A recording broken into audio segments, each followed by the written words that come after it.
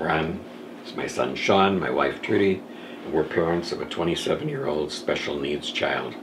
When you're a parent of 7 children, and you think you've learned a lot and know a lot because we were older when Sean came along, but no one prepares you for the things that you're going to have to go through when you have a special needs child, and the preparation and the planning and the expense.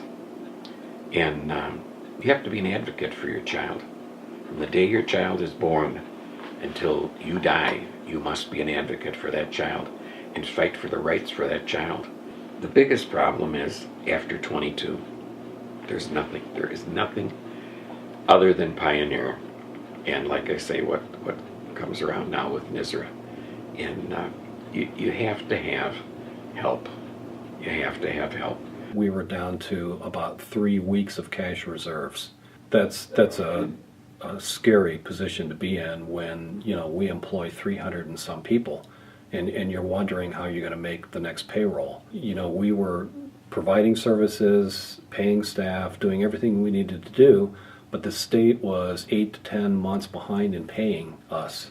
So at the time that I got here, we were down to three and a half weeks of cash reserves, and the state owed us $4 million. So we are 100% funded by the state. We are a proprietary organization, and we do not do fundraising, so all of our money comes directly from the state. Well, if it continues along the road that it is right now, we eventually will go out of business. We can't afford to be open.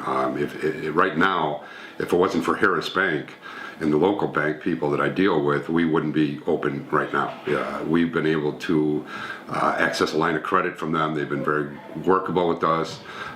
Years in the past, the state would always be a minimum of 2 months behind.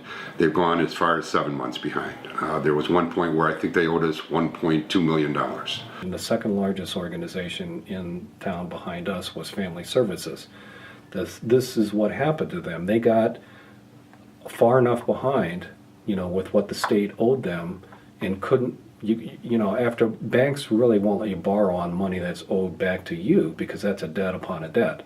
So they got in that position, and ultimately it collapsed. They failed, and it was a horrible situation for, you know, those staff, for the people they serve, for the community. It was a bad, you know, it put the whole network of other providers like us in jeopardy because, you know, we're having enough trouble holding our own with what we've got, and then you have to deal with that.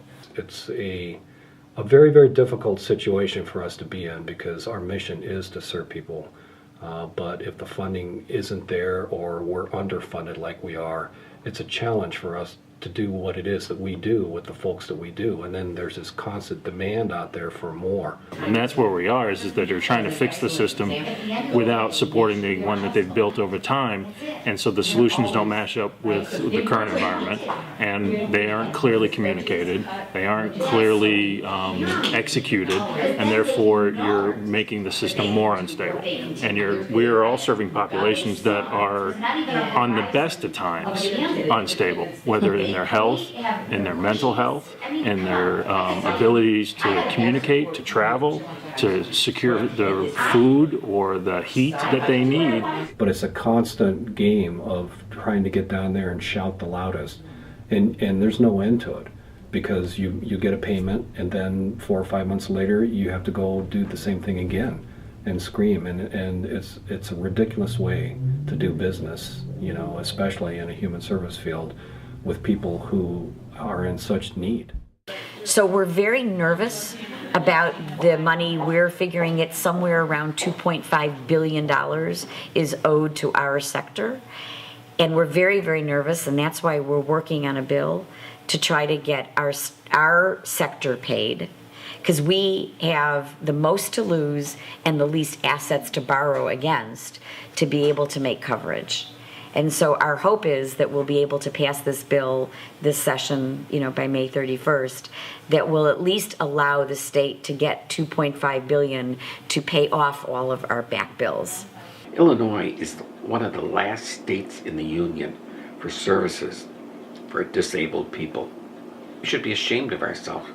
Be ashamed of ourselves with what goes on here in the state of Illinois.